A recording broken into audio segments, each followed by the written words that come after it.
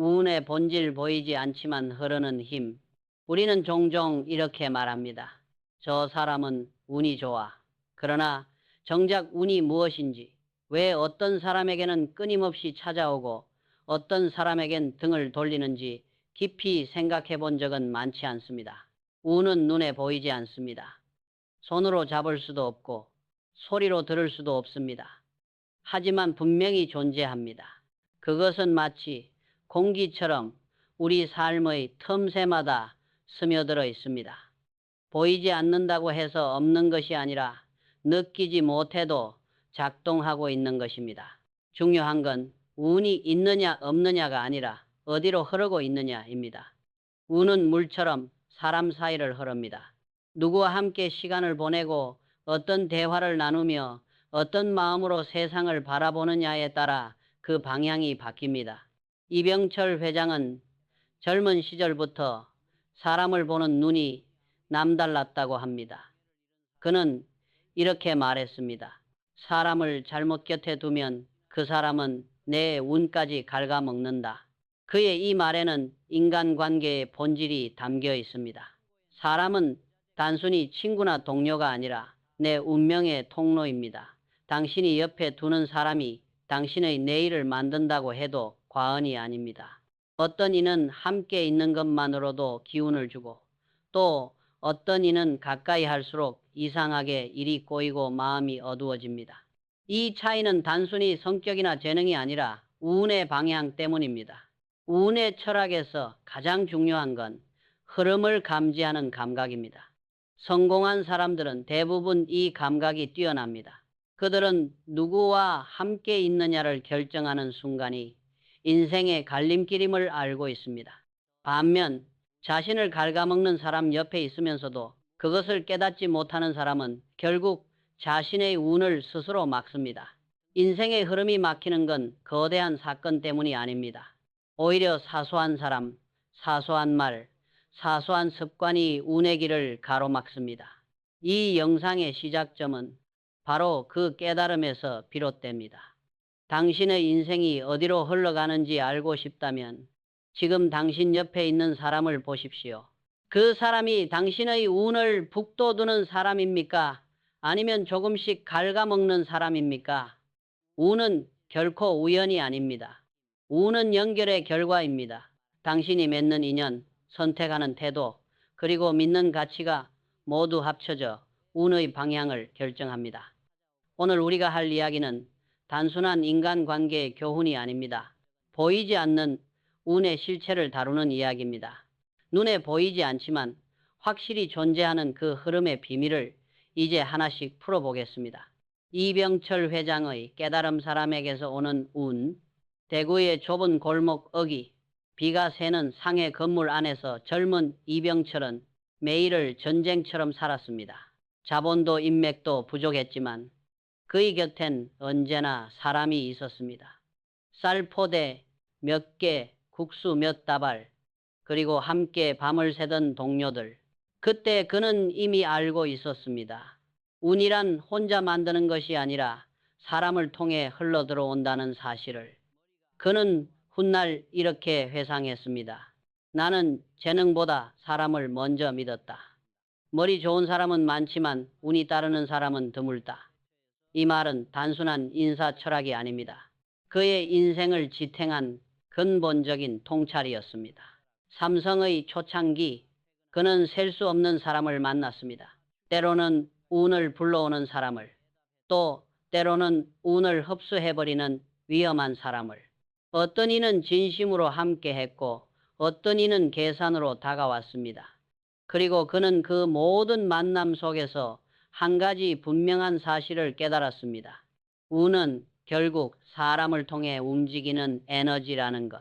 그가 처음으로 큰 배신을 당했을 때도, 그리고 첫 신뢰를 얻었을 때도 운은 항상 사람을 매개로 찾아오거나 떠나갔습니다. 이병철은 운을 믿었습니다. 그러나 그는 더 나아가 운의 관리가 가능하다고 믿었습니다. 그는 단순히 좋은 사람을 찾으려 하지 않았습니다. 오히려 자신이 먼저 좋은 에너지를 주는 사람이 되려 했습니다. 왜냐하면 그는 알고 있었기 때문입니다. 운은 끌어오는 것이 아니라 자신이 될 때 따라온다. 대구의 상해 시절 그는 약속을 지키기 위해 새벽 기차에 물건을 실으며 손이 얼도록 일했습니다. 그 성실함이 결국 운이 좋은 사람이라는 이름으로 세상이 부른 행운이었습니다. 하지만 그 행운의 근원은 운 좋은 사람을 곁에 둔 것이 아니라 스스로 그런 사람이 되었기 때문이었습니다. 그가 훗날 삼성의 창립 철학을 세울 때 단 한 가지 원칙은 변하지 않았습니다. 사람이 곧 운이다. 그는 그 말을 수십 년 동안 반복했습니다. 기계보다 사람을, 자본보다 신뢰를, 기술보다 관계를 우선시했습니다. 왜냐하면 모든 혁신과 모든 성공의 시작점에는 결국 사람의 기운이 있었기 때문입니다. 그 기운이 모여 회사를 세우고 그 신뢰가 모여 국가를 움직였습니다. 지금 우리도 마찬가지입니다. 인생에서 가장 중요한 선택은 무엇을 하느냐가 아니라 누구와 함께 하느냐입니다. 당신 곁에 한 사람이 당신의 운명을 바꿀 수 있습니다. 좋은 운을 만들고 싶다면 먼저 운이 좋은 사람 옆에 머무르세요. 그리고 더 깊은 단계로 당신이 누군가에게 그런 존재가 되십시오. 운은 결국 순환하는 법입니다. 그것이 이병철이 남긴 첫 번째 교훈이었습니다. 운을 빼앗는 5 부류의 사람들. 서문. 운은 누구에게나 공평하게 주어지지 않습니다. 같은 시대를 살아도, 같은 회사를 다녀도, 심지어 같은 집에서 자라도 어떤 사람은 끊임없이 기회를 얻고 또 어떤 사람은 늘 벽에 부딪힙니다. 겉으론 실력이나 환경의 차이처럼 보이지만 깊이 들여다보면 그 차이는 함께하는 사람에서 비롯됩니다. 이병철 회장은 이를 누구보다도 명확히 보았습니다. 그는 삼성의 초석을 다지는 동안 수많은 인간 군상을 지켜보며 이렇게 단정했습니다. 운은 재능보다, 노력보다 결국 사람에게 달려있다. 그의 곁에는 2 부류의 사람이 있었습니다.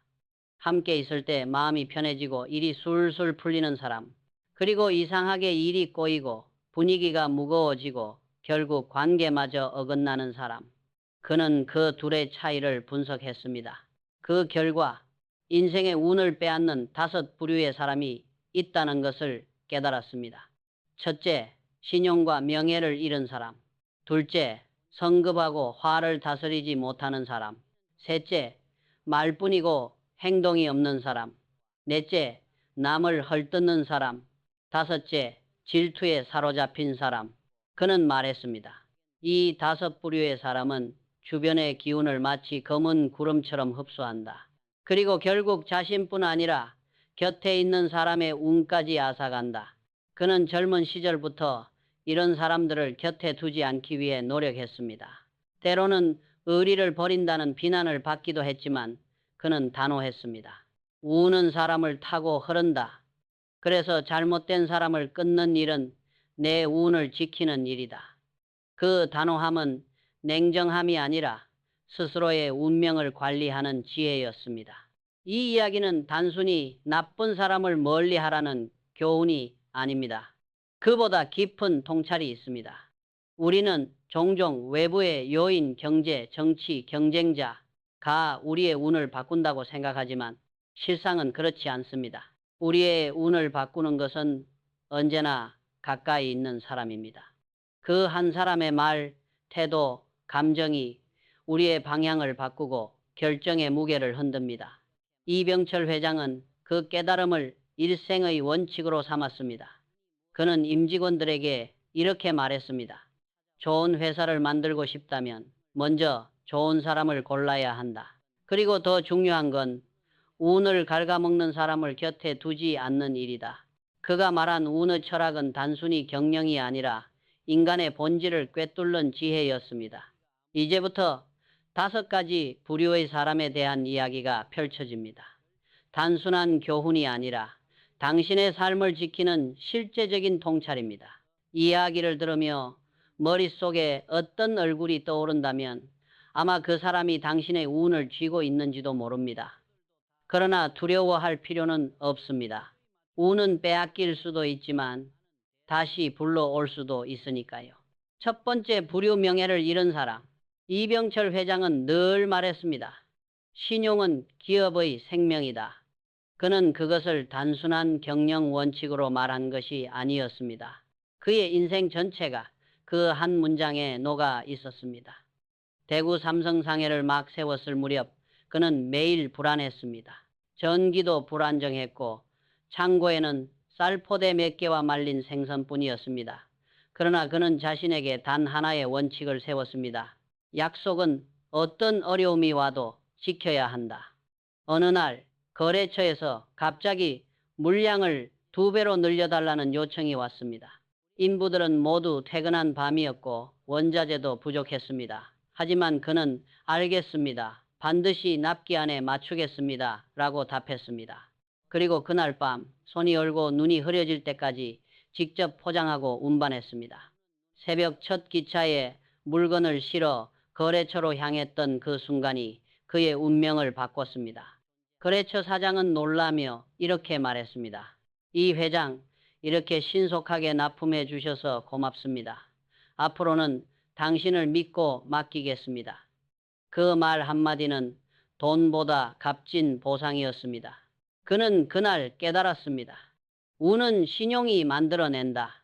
그 이후 그 거래처는 10년 넘게 삼성의 고객이 되었습니다.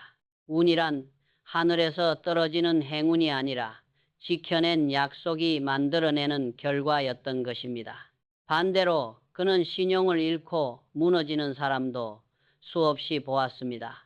겉으론 똑똑하고 재치 있는 상인이었지만 약속을 어기고 변명으로 일관했습니다. 상대가 요구가 무리였어요. 다음엔 잘하겠습니다. 그러나 운은 그에게 두 번째 기회를 주지 않았습니다. 몇 년 뒤 그는 빚더미에 앉았고 시장에서 이름조차 사라졌습니다. 이병철은 그때 확신했습니다.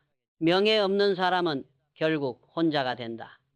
사람이 떠나면 운도 떠난다. 명예란 거창한 것이 아닙니다. 남을 속이지 않고 약속을 지키며 타인의 신뢰를 먼저 생각하는 마음, 그것이 곧 운의 씨앗입니다. 그는 임직원들에게 늘 이렇게 말했습니다. 우리가 파는 것은 물건이 아니라 신뢰다. 제품이 아무리 좋아도 약속을 어기는 순간 고객의 마음은 돌아선다.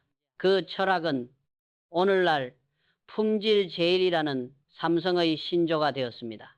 이병철은 매일 신용 일지를 썼습니다. 누구에게 어떤 약속을 했고 그것을 지켰는지를 기록했습니다. 그 습관은 그의 인생을 단단하게 만들었고 기업의 문화가 되었습니다. 세상은 냉정하지만 운은 정직합니다. 신뢰를 지키는 사람에게는 반드시 다시 기회가 옵니다. 그래서 그는 매일 일기 첫 줄에 이렇게 적었습니다. 운은 명예에서 시작한다. 이 문장을 잊지 않은 한 그 인생은 단 한 번도 크게 어긋난 적이 없었습니다. 약속과 운의 인과관계 심리학적 관점 추가, 우리가 흔히 말하는 신용과 명예는 단지 도덕적 미덕이 아닙니다. 그것은 인간 사회를 움직이는 보이지 않는 에너지, 바로 운의 매개체입니다. 심리학에서는 이를 사회적 통화, 소셜 커런시라고 부릅니다. 신뢰는 돈처럼 흐르고 약속은 그 통화의 단위가 됩니다. 인간은 본능적으로 신뢰할 수 있는 사람에게 기회를 주고 불안한 사람에게서 멀어집니다. 이 단순한 심리 메커니즘이 개인의 운을 결정짓습니다. 다시 말해 신용이 높을수록 인생의 운의 유통량이 커집니다. 이병철 회장이 깨달은 것도 바로 이 법칙이었습니다. 그는 신용을 보이지 않는 자산이라고 불렀습니다. 한 번의 약속을 지킨 경험은 사람들의 마음에 기억으로 남습니다. 그리고 그 기억이 다시 새로운 기회를 불러옵니다. 반면 한 번의 거짓말은 눈에 보이지 않는 낙인처럼 남아 그 사람의 운의 흐름을 서서히 막아버립니다. 뇌과학에서도 이를 설명합니다. 사람의 뇌는 신뢰를 느낄 때 도파민을 분비하지만 배신을 경험하면 편도체가 활성화되어 방어적 반응을 합니다. 다시 말해 신용을 잃은 사람은 본능적으로 타인에게 위험 신호를 보내는 존재가 되는 것입니다. 그 순간부터 운의 통로는 막힙니다. 현대사회에서도 이 원리는 동일하게 작동합니다. 약속을 잘 지키는 사람은 신뢰 네트워크 안에서 계속 연결되고 정보와 기회가 그를 향해 모입니다. 반대로 말만 앞서는 사람, 기한을 미루는 사람, 핑계를 습관처럼 말하는 사람은 그 네트워크에서 서서히 배제됩니다. 눈에 보이지 않지만 인생의 흐름은 그렇게 조용히 바뀝니다. 그래서 이병철은 임직원들에게 늘 말했습니다. 한 번의 약속이 평생의 거래를 만든다. 당신의 운도 다르지 않습니다. 운이 막혀 있다고 느껴질 때 외부를 탓하기 전에 스스로에게 물어보세요. 나는 최근에 어떤 약속을 지켰는가? 혹은 어떤 약속을 무심코 넘겼는가? 그 대답이 바로 운의 상태를 알려줍니다. 약속을 지키는 일은 단순히 예의가 아닙니다. 그것은 우주와의 계약입니다. 신뢰는 눈에 보이지 않지만 놀라울 만큼 정직하게 작동합니다. 심리학자 로버트 치알디니는 그에 져서 설득의 심리학에서 이렇게 말했습니다. 약속을 지키는 인간은 세상에서 가장 강력한 설득자다. 운의 법칙도 다르지 않습니다. 신뢰를 지키는 사람은 말하지 않아도 설득하고 부탁하지 않아도 기회를 얻습니다. 우주는 그 진동을 감지합니다. 그래서 나는 이렇게 말하고 싶습니다. 당신의 운이 멈춘 이유는 누군가의 신뢰를 잃었기 때문일지도 모른다. 오늘 단 하나의 약속만 지켜보세요. 작아도 좋습니다. 친구에게 한 전화 약속, 스스로 세운 목표 혹은 가족에게 한 짧은 말. 그 하나의 실행이 당신의 운을 다시 흐르게 하는 시작점이 될 것입니다. 두 번째, 부류 분노를 이기지 못하는 사람. 이병철 회장은 젊은 시절부터 마음속에 한 문장을 새기며 살았다고 합니다. 성급함과 분노는 손해다. 그는 그 문장을 단순한 격언으로 보지 않았습니다. 실제로 몸으로 겪고 수없이 확인한 진리였기 때문입니다. 대구 삼성상해를 운영하던 어느 날 거래처에서 불만이 쏟아졌습니다. 물건 수량이 틀렸습니다. 우리를 속이려는 겁니까? 상대의 언성은 높아지고 주변 사람들의 시선이 쏠렸습니다. 억울했습니다. 밤새 직원들이 최선을 다했는데 단순한 계산 착오로 사기꾼 취급을 받는 상황이었으니까요. 그러나 그는 그 순간 스스로에게 이렇게 말했습니다. 지금의 한마디가 내 인생을 바꿀 수도 있다. 그는 잠시 숨을 고르고 차분히 대답했습니다. 이번 일은 제 책임입니다. 바로 확인하고 조치하겠습니다. 그 한마디에 상대의 얼굴이 굳었다가 서서히 풀렸습니다. 며칠 후 그 거래처 사장은 다시 찾아와 말했습니다. 이 회장, 그때 화내지 않고 침착하게 대응해줘서 고맙습니다. 그 사건 이후 두 사람의 거래는 10년 넘게 이어졌습니다. 그는 그날 확신했습니다. 분노를 이긴 자가 결국 신뢰를 얻는다. 그리고 그 신뢰가 운이 된다. 하지만 세상에는 분노에 지는 사람들이 많습니다. 그는 회사가 커지면서 수백 명의 직원을 보았습니다. 그중 한 간부는 일도 빠르고 머리도 좋았지만 한 가지 단점이 있었습니다. 조금만 일이 틀어져도 목소리가 커졌습니다. 회의 중 의견이 다르면 얼굴이 붉어지고 부하 직원이 실수하면 책상을 치며 고함을 질렀습니다. 처음엔 그 열정을 좋게 봤지만 결국 그 부서에서는 사고가 났습니다. 직원들이 보고를 미루고 결국 큰 거래가 틀어진 것입니다. 이유는 단 하나였습니다.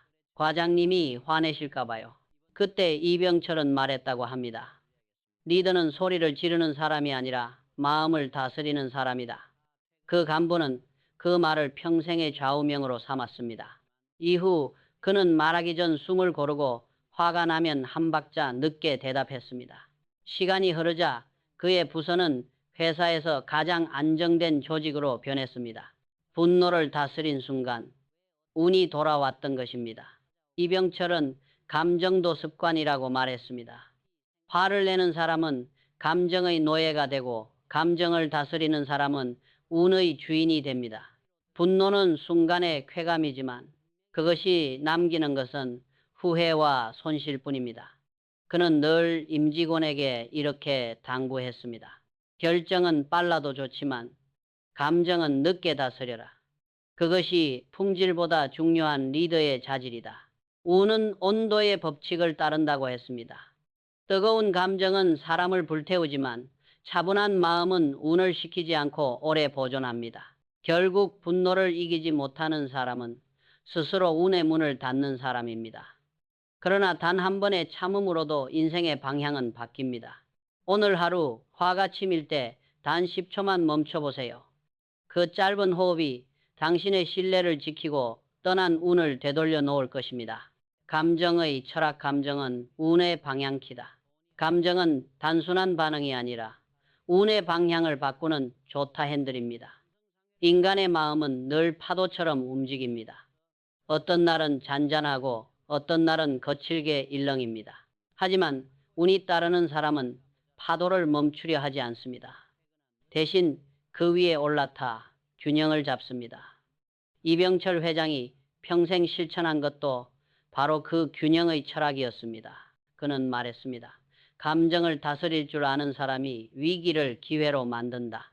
이 말은 노자와 주역이 말하는 무위의 도와도 맞닿아 있습니다. 억지로 바꾸려 하지 말고 흐름 속에서 자신을 지키라는 가르침이죠. 그는 인생에서 수없이 많은 위기를 겪었습니다. 1970년대 초 섬유 사업이 황금기일 때 모두가 말렸습니다. 이 회장, 왜 안정된 섬유 대신 미지의 전자 사업을 합니까? 위험합니다. 그때 그의 마음도 요동쳤습니다. 그러나 그는 결코 감정적으로 대응하지 않았습니다. 논쟁 대신 자료를 냈고 감정 대신 논리를 세웠습니다. 10년 뒤 그 인내의 시간은 삼성을 반도체 강국으로 만들었습니다. 그의 냉정함은 차가운 계산이 아니라 감정의 파도를 이겨낸 결과였습니다. 감정의 철학은 인간관계에서도 똑같이 작동합니다. 누군가 당신을 화나게 할 때 그 사람을 탓하는 대신 스스로에게 물어야 합니다. 지금 이 감정은 내 운을 돕고 있는가 아니면 해치고 있는가? 대부분의 사람은 감정을 표출해야 속이 시원하다고 생각하지만 실제로는 그 순간 운의 문이 닫힙니다. 분노나 짜증은 잠시의 해소를 주지만 그 대가로 신뢰, 관계, 그리고 기회를 잃습니다. 반면 침착함은 주변의 에너지를 안정시킵니다. 그 안정감이 사람을 끌어당기고 결국 운이 그 중심에 머물게 됩니다. 동양의 철학자들은 감정을 기의 흐름으로 보았습니다. 화는 불의 기운, 슬픔은 물의 기운, 기쁨은 바람의 기운. 이 세 가지가 조화를 이루면 인생의 기운이 고르게 순환하지만 한쪽이 폭발하면 균형이 무너집니다. 현대 심리학에서도 같은 결론을 냅니다. 분노를 억누르는 것이 아니라 인식하고 흘려보내는 것. 그것이 진짜 감정 관리입니다. 이병철은 한 일본 협력업체 대표에게서 이런 말을 들었다고 합니다. 비판은 나를 성장시키는 거울입니다. 그는 그 말을 듣고 큰 깨달음을 얻었습니다. 감정을 다스린다는 것은 감정을 없애는 것이 아니라 감정 너머를 보는 눈을 기르는 것입니다. 운이란 결국 마음의 투명도와 비례합니다. 마음이 탁할수록 운은 흐릿해지고 마음이 맑을수록 운은 빛을 반사합니다. 당신의 운이 흐려졌다고 느껴질 때 먼저 감정의 거울을 닦아보세요. 누군가에게 화를 냈던 순간, 억울했던 감정, 조급했던 마음을 떠올리며 천천히 호흡해 보세요. 그 호흡 하나가 당신의 인생 방향을 바꿀지도 모릅니다. 운의 길은 언제나 조용한 마음에서 시작됩니다. 세 번째, 부류말뿐인 사람. 이병철 회장은 종종 이렇게 말했다고 합니다. 사람의 말은 공기보다 가볍지만 한 번 입 밖으로 나오면 무게는 철보다 무겁다. 그는 평생을 통해 깨달았습니다. 신뢰를 잃게 하는 사람들 가운데 가장 위험한 부류는 바로 말뿐인 사람, 즉 행동이 없는 언어의 사람이라는 것을. 말은 약속의 씨앗이지만 실천이 따르지 않으면 그 씨앗은 뿌리 내리지 못한 채 썩어버립니다. 1950년대 후반 전쟁이 끝나고 모두가 어렵던 시절이었습니다. 새로운 거래처를 찾아 전국을 돌던 이병철은 한 젊은 상인을 만났습니다. 그는 늘 자신만만하게 말했습니다. 이 회장, 걱정 마세요. 제가 다 알아서 하겠습니다. 하지만 결과는 매번 같았습니다. 납기를 어기고 핑계를 늘어놓았죠. 인부가 부족했습니다. 날씨가 안 좋았어요.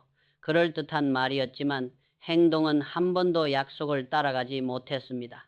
결국 그는 시장에서 사라졌습니다. 이병철은 그때 조용히 중얼거렸습니다. 말로 얻은 신뢰는 말 한마디로 무너진다. 그는 어릴 적부터 기록하는 습관이 있었습니다. 삼성상회를 운영할 때부터 모든 거래를 노트에 적었습니다. 누가 언제 무엇을 약속했는지, 그리고 그 결과는 어땠는지를 세밀하게 적어두었습니다. 그 노트에는 수많은 이름이 남았고 어떤 이름은 빨간 줄로 지워졌습니다. 그 옆에는 늘 이렇게 쓰여 있었습니다. 말과 행동이 다름. 그 노트는 단순한 장부가 아니라 사람의 진심을 기록한 운의 일지였습니다. 그는 직원들에게 이렇게 말하곤 했습니다.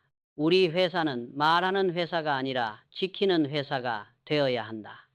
실제로 삼성의 성장사는 수많은 약속의 연속이었습니다. 납품기한, 품질 기준, 거래 윤리, 직원 복지, 그 모든 약속을 수천 명이 함께 지켜냈기에 오늘의 삼성이 존재하는 것입니다. 그가 가장 아꼈던 표현은 이것이었습니다. 자신감은 약속이 아니다. 어떤 이는 자신감 넘치는 말로 타인을 설득하지만 근거 없는 자신감은 결국 신뢰를 갉아먹습니다. 자신감은 말의 장식이 아니라 준비된 결과로 증명되어야 합니다. 그 철학은 삼성의 회의 문화까지 바꾸었습니다. 할 수 있습니다. 대신 이렇게 준비했습니다가 기본 보고 형식이 되었죠. 말은 눈에 보이지 않지만 그 파장은 오래 남습니다. 처음엔 유쾌하고 매력적인 사람처럼 보이지만 말만 많은 사람의 주변에는 시간이 지나면 공기가 가벼워집니다. 웃음은 남지만 신뢰는 사라지고 결국 아무도 진심으로 귀 기울이지 않습니다. 반대로 말보다 행동이 앞서는 사람은 말하지 않아도 신뢰가 쌓입니다. 세상은 시끄럽지만 결국 운은 조용한 사람 곁에 머뭅니다.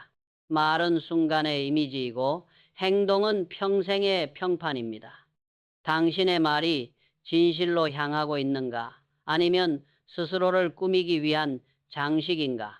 그 질문이 바로 당신의 운을 결정짓습니다. 운은 화려한 말이 아니라 조용한 실행에서 자랍니다.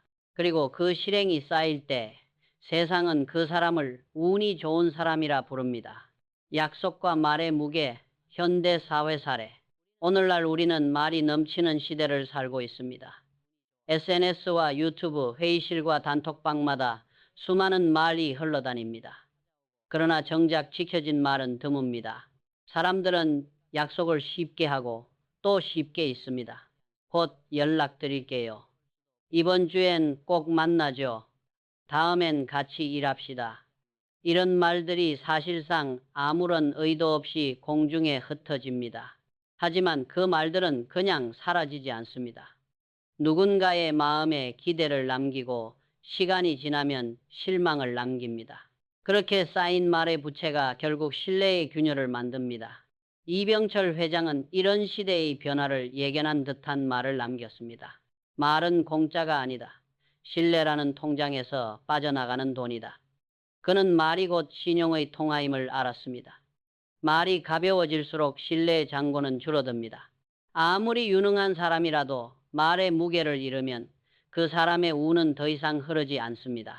현대사회에서는 더욱 흥미로운 현상이 있습니다. 행동보다 이미지가 중요해지면서 말이 곧 자기 PR의 도구가 되어버렸습니다. 그러나 진실은 반대입니다. 진짜 영향력 있는 사람은 말이 적다. 그들의 언어에는 깊이가 있습니다. 그 깊이는 지켜본 시간에서 옵니다. 반면 말이 많은 사람일수록 신뢰는 빠르게 소모됩니다. 그들의 운이 불안정한 이유는 바로 신뢰의 축적이 없기 때문입니다. 심리학 연구에 따르면 사람의 뇌는 언행 불일치를 감지할 때 불편함을 느낀다고 합니다. 뇌 속의 편도체가 반응하며 그 사람을 신뢰할 수 없는 대상으로 분류하죠. 즉, 말과 행동이 어긋나면 상대의 뇌는 본능적으로 그를 피하게 됩니다. 결국 우운이란 신뢰가 쌓인 관계의 총합이고 그 신뢰는 말이 아니라 행동으로 유지됩니다.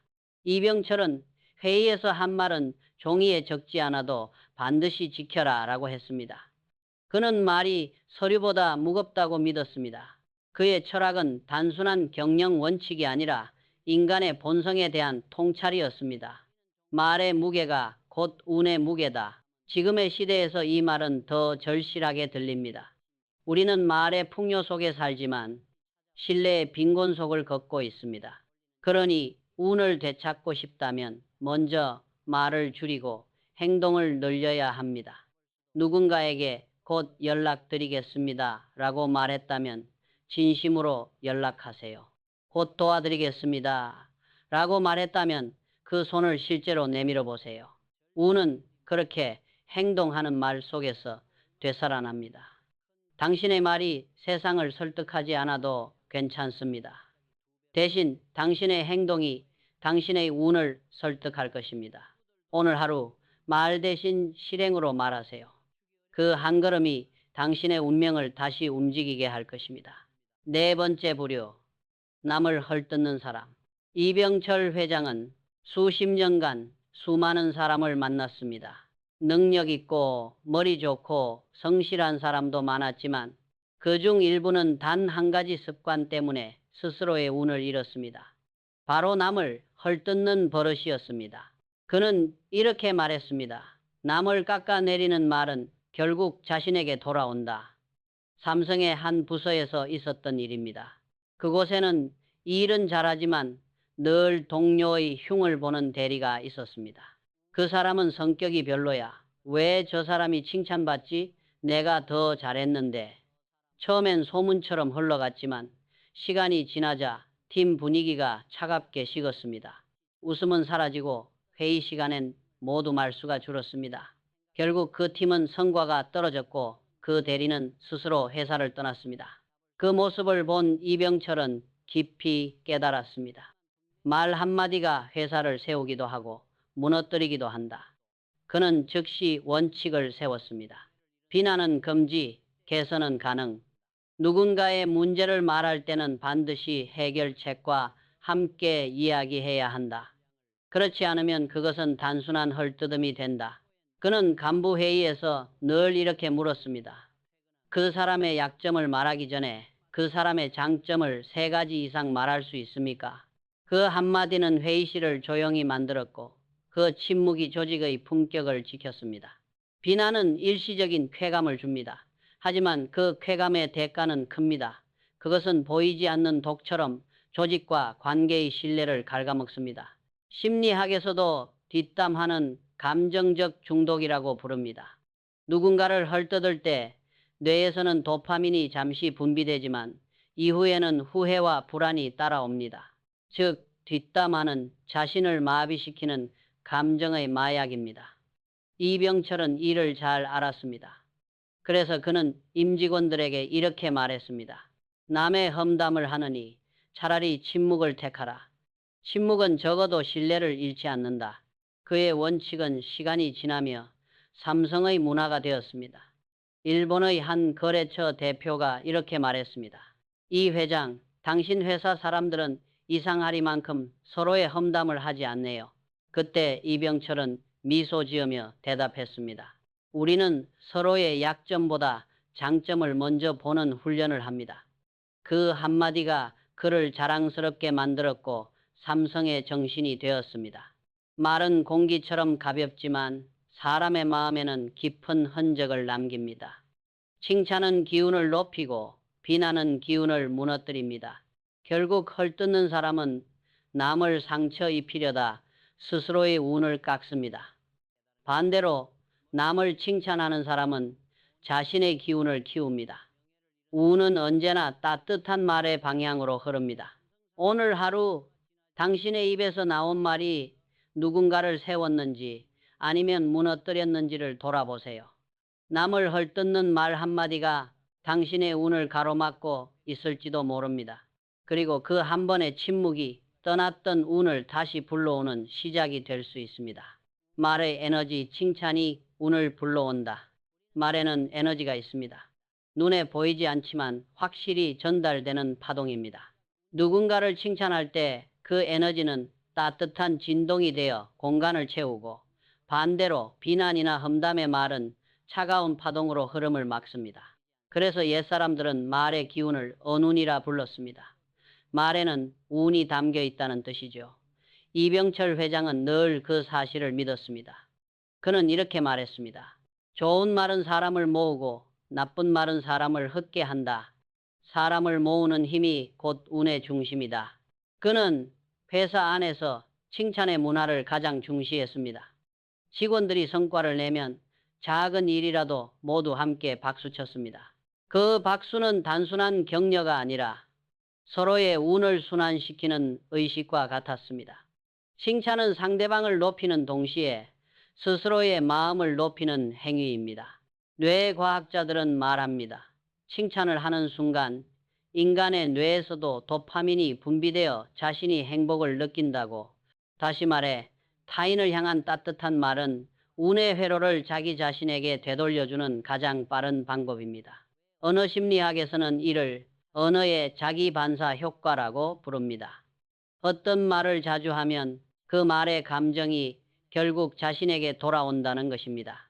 세상은 힘들어 라고 자주 말하는 사람의 얼굴에는 피로가 스며들고, 오늘은 괜찮다 라고 말하는 사람의 표정에는 생기가 깃듭니다. 결국 운의 밝기와 어두움은 언어의 방향에 달려 있습니다.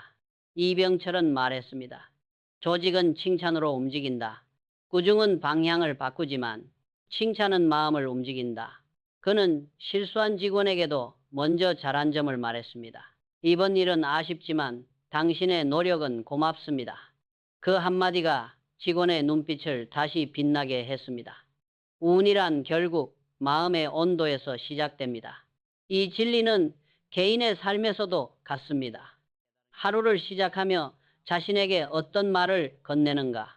오늘도 피곤하다가 아니라 오늘은 조금 더 나아질 거야 라고 말하는 순간, 그 진동은 뇌와 몸, 그리고 주변 사람들에게까지 퍼집니다.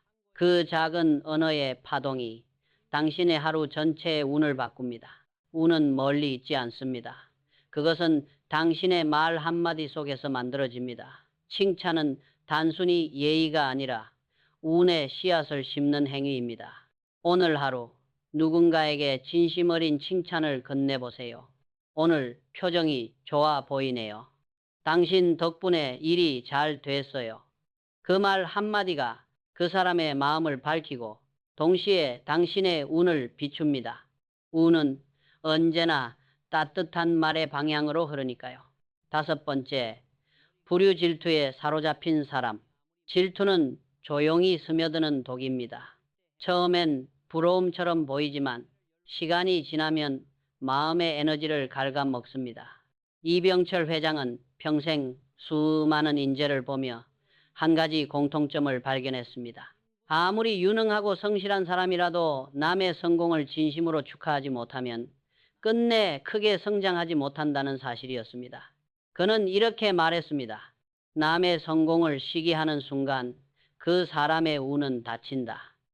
1970년대 초 삼성의 전자부문이 막 성장하던 시절이었습니다. 젊은 엔지니어들이 밤낮 없이 새로운 기술을 개발하던 때 그 중 한 명이 특히 두각을 나타냈습니다. 하지만 그의 동료 중 한 사람은 그를 볼 때마다 얼굴이 굳어졌습니다. 저 사람은 운이 좋아서 저 자리에 있는 거야. 윗사람 눈에 들었을 뿐이지. 그 몇 마디의 질투가 결국 팀의 공기를 흐리게 했습니다. 협력 대신 경쟁이, 칭찬 대신 비교가 자리 잡았죠. 결국 그 부서는 성과를 내지 못했고 질투의 불씨는 모두의 운을 태워버렸습니다. 이병철은 그 장면을 보고 회의 자리에서 이렇게 말했습니다. 질투는 다른 사람을 해치기 전에 먼저 자신을 무너뜨린다. 그 말을 들은 직원은 한동안 침묵하다가 고백했습니다. 회장님, 맞습니다. 동료의 성공을 볼 때마다 마음이 좁아졌습니다. 그러자 이병철은 부드럽게 웃으며 말했습니다. 그 마음을 인정한 순간 이미 반은 이긴 거요. 그 직원은 이후 매일 아침 오늘은 질투하지 않겠다는 다짐을 적으며 자신을 바꾸었다고 합니다. 몇 년 뒤 그는 가장 신뢰받는 팀장이 되었습니다. 심리학자 아들러는 이렇게 말했습니다. 질투는 비교의 결과가 아니라 방향을 잃은 자존감의 신호다. 질투의 본질은 남의 성취가 아니라 내 안의 결핍입니다. 누군가를 질투한다는 건 사실 나 자신에게 나도 저렇게 되고 싶다는 신호를 보내는 것입니다. 그 감정을 억누르거나 부정하면 마음의 에너지가 막히고 운의 흐름도 함께 멈춥니다. 하지만 그 감정을 성장의 자극으로 바꾸면 질투는 동력이 됩니다. 이병철은 늘 이렇게 말했습니다. 남의 성공을 축하할 줄 아는 조직이 결국 이긴다. 그래서 삼성에서는 누가 상을 받으면 전 직원이 함께 박수를 쳤습니다. 그것은 단순한 예의가 아니라 운의 순환을 만드는 행위였습니다. 칭찬은 에너지를 나누고 질투는 에너지를 끊습니다.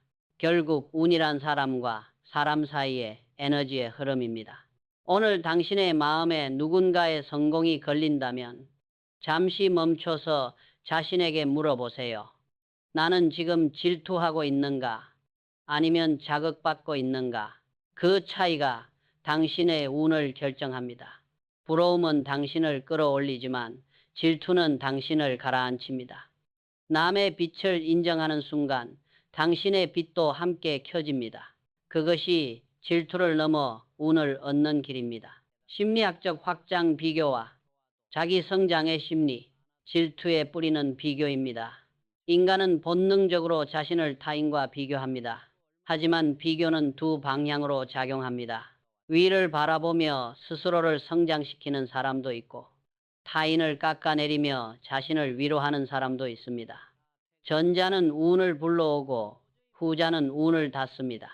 심리학에서는 이 두 형태를 각각 상향 비교와 하향 비교라고 부릅니다. 이병철 회장은 평생 동안 전자를 택한 사람이었습니다. 그는 언제나 남보다 앞서려는 욕망보다 남에게서 배워 더 나은 자신이 되려는 마음을 선택했습니다. 한 번은 젊은 간부가 찾아와 불평했습니다. 회장님, 저는 왜 늘 저 사람 뒤에만 서 있어야 합니까? 저도 열심히 하는데요. 이병철은 그를 조용히 바라보다가 물었습니다. 그 사람을 볼 때 어떤 마음이 드는가? 간부는 잠시 망설이다 말했습니다. 솔직히 부럽습니다. 하지만 가끔은 미워집니다. 이병철은 미소를 지으며 말했습니다. 그 마음이 네 한계를 만드는 거야. 부러움은 발전의 불씨지만 미움이 되면 너를 태운다. 그 말은 단순한 조언이 아니라 인간 심리의 본질을 찌르는 통찰이었습니다. 미국의 사회심리학자 리언 패스팅거는 인간이 타인과 자신을 끊임없이 비교하며 정체성을 세운다고 했습니다. 하지만 중요한 건 비교의 방향입니다. 성장하는 사람은 타인을 거울로 삼지만 멈추는 사람은 타인을 적으로 만듭니다. 전자는 배움을 얻고 후자는 불안을 얻습니다. 이병철은 항상 배움의 눈으로 세상을 보았습니다. 그는 남의 장점을 시기하지 않고 배우는 사람이 진짜 인재다라고 말했습니다. 그 철학은 오늘날 자기계발학에서 말하는 자기 초월 개념과 맞닿아 있습니다. 자신을 타인과 경쟁시키는 대신 스스로 어제의 자신을 넘어서려는 태도, 그것이 진정한 성장입니다. 스스로를 초월하는 사람은 더 이상 질투할 이유가 없습니다. 그는 이미 비교의 굴레를 벗어나 있기 때문입니다. 현대 심리학 연구에 따르면 질투는 인간의 에너지를 크게 소모시킵니다. 비교를 멈추지 못할수록 뇌는 끊임없이 불안 신호를 보내고 그 불안이 자신감과 창의성을 갉아먹습니다. 반면 타인의 성공을 내 가능성의 증거로 해석하는 사람은 안정적인 감정을 유지하며 성장의 동력을 얻습니다. 이 차이는 시간이 지날수록 운의 밀도로 나타납니다. 운은 결국 마음의 방향에 따라 끌려옵니다. 당신이 누군가를 부러워할 때 그 감정은 나약함이 아니라 신호입니다. 나도 저렇게 될 수 있다 라는 마음의 울림이죠. 그 울림을 질투로 바꾸면 운은 떠나지만 배움으로 바꾸면 운은 당신 쪽으로 흐릅니다. 그러니 오늘은 이렇게 다짐해 보세요. 나는 비교하지 않고 영감을 받겠다. 그 결심이 당신의 운의 방향을 바꿉니다. 운을 지키는 5가지 열쇠. 이병철 회장의 일생은 한마디로 운의 경영학이었습니다. 그는 재능보다 운의 흐름을, 돈보다 신뢰를, 경쟁보다 사람의 품격을 믿었습니다. 그리고 그가 남긴 5가지 교훈은 단순한 성공 법칙이 아니라 삶의 방향을 바로 세우는 열쇠입니다. 첫째, 명예를 잃은 사람은 운을 잃는다. 약속을 지키는 일은 단순한 예의가 아니라 운의 첫걸음이다. 명예는 돈으로 살 수 없지만 한 번 지킨 신뢰는 돈보다 오래 남는다. 세상은 냉정하지만 운은 정직하다. 둘째, 분노를 다스리지 못하는 사람은 운을 흩는다. 감정은 운의 방향키다. 화를 내면 운의 물결은 뒤집히고 마음을 다스리면 운은 잔잔히 흐른다. 침착함은 단순한 인내가 아니라 위기를 기회로 바꾸는 힘이다. 셋째, 말뿐인 사람은 운을 끊는다. 말은 바람처럼 가볍지만 그 무게는 인생을 좌우한다. 약속은 말이 아니라 행동으로 증명해야 하며 말이 많을수록 신뢰는 줄어든다. 세상은 시끄럽지만 운은 조용한 사람 곁에 머문다. 넷째, 남을 헐뜯는 사람은 운을 도구로 바꾼다. 비난은 순간의 쾌감이지만 그것이 남기는 건 신뢰의 붕괴다. 반대로 칭찬은 마음의 기운을 살리고 운을 순환시킨다. 결국 운은 따뜻한 말의 방향으로 흘러간다. 다섯째, 질투에 사로잡힌 사람은 운의 문을 닫는다. 남의 빛을 인정할 줄 아는 사람이 자신의 빛을 켤 수 있다. 질투는 마음의 독이지만 배움으로 바꾸면 그것은 성장의 불씨가 된다. 운은 비교하는 사람에게서 떠나고 배우는 사람에게로 모인다. 이 5가지 열쇠는 단순한 교훈이 아니다. 그 안에는 인간관계, 감정, 언어, 마음의 작용이 모두 녹아 있다. 운이란 결국 외부의 행운이 아니라 내면의 질서에서 비롯된다. 내면이 정리되면 외부의 기회가 문을 두드린다. 그 반대는 불가능하다. 이병철은 이렇게 말했다. 운은 스스로 만드는 것이다. 그는 하늘이 내린 행운을 기다리지 않았다. 대신 자신의 마음과 사람, 신뢰, 언어를 관리하며 운의 흐름을 만드는 사람이었다. 그가 말한 운의 철학은 기업을 넘어 인간의 정신을 세우는 도리였다. 당신의 인생에서도 운의 흐름을 바꾸고 싶다면 거창한 변화가 필요하지 않다. 오늘 하루 약속을 지키고 감정을 다스리고 말을 아끼고 칭찬을 전하고 질투를 배움으로 바꾸면 된다. 그것이 5가지 열쇠를 손에 쥐는 첫걸음이다. 운은 먼 곳에서 오지 않는다. 그것은 당신이 만든 행동의 결과로 언제나 조용히 곁을 맴돌고 있다. 운을 부르는 태도. 운은 하늘에서 떨어지는 복이 아닙니다. 그것은 당신의 태도에서 피어나는 향기입니다. 이병철 회장은 평생 이렇게 말했습니다. 우는 사람의 말과 마음에서 태어난다. 그의 삶은 그 말의 증명이었습니다. 대구의 작은 상해에서 시작해 세계적인 기업으로 나아가기까지 그는 운을 만드는 태도로 살아왔습니다. 그는 매일 아침 일기 첫 줄에 이렇게 썼습니다. 명예를 지키고 감정을 다스리고 말을 신중히 하며 남을 칭찬하고 질투 대신 배움을 택하라. 이 5가지가 그의 인생을 흔들리지 않게 붙잡은 기둥이었습니다. 운이 멀리 있는 것 같아 보이지만 사실 늘 곁에 있습니다. 다만 우리가 분노에 가려 비교에 흔들려 말의 가벼움에 속아 그것을 놓칠 뿐입니다. 그러나 마음의 안개가 겉이면 운은 언제나 그 자리에 있습니다. 세상이 냉정할수록 운은 더 정직하게 반응합니다. 신뢰를 지키는 사람에게는 반드시 기회가 돌아오고 따뜻한 말을 쓰는 사람에게는 좋은 인연이 이어집니다. 이병철 회장은 마지막까지 이렇게 말했습니다. 사람이 떠나면 기회도 떠난다. 그러나 진심으로 대하는 사람 곁에는 언제나 운이 머문다. 그는 운을 믿었지만 맹신하지 않았습니다. 운은 기다림이 아니라 관리의 대상이었고 그 관리는 곧 자신의 태도였습니다. 당신도 지금 그 운을 관리할 수 있습니다. 운을 불러들이고 싶다면 먼저 자신에게 물어보세요. 오늘 나는 누군가의 신뢰를 지켰는가? 누군가를 향해 화를 냈는가? 말보다 행동이 앞섰는가? 남을 헐뜯었는가? 아니면 칭찬했는가? 질투했는가? 아니면 배웠는가?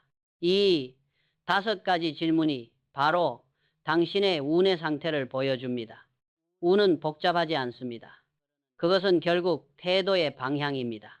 따뜻한 마음으로 세상을 대하면 세상은 당신에게 다시 길을 열어줍니다. 오늘 영상이 당신의 마음속에서 작게나마 울림이 되었다면 그 울림이 바로 운의 시작입니다. 운은 멀리서 오는 것이 아닙니다. 당신의 선택, 당신의 말, 당신의 행동 속에서 이미 만들어지고 있습니다. 마지막으로 이 말을 전하고 싶습니다. 운은 기다리는 사람이 아니라 준비된 사람에게만 미소 짓는다. 오늘 하루 단 한 번의 진심으로 약속을 지키고 화를 참으며 칭찬의 말을 건네보세요. 그 작은 실천 하나가 당신의 운을 움직일 것입니다. 그리고 그 흐름이 당신의 인생 전체를 바꿀지도 모릅니다. 좋아요와 구독은 단순한 버튼이 아닙니다. 그것은 내 운을 바꾸겠다는 다짐의 표시입니다. 그리고 댓글에 운이라는 글자를 남겨주세요. 그 한 글자가 당신의 마음 문을 여는 열쇠가 되어 새로운 행운을 불러올지도 모릅니다. 운은 결국 태도에서 피어난다. 오늘 당신의 태도가 당신의 운이 될 것이다.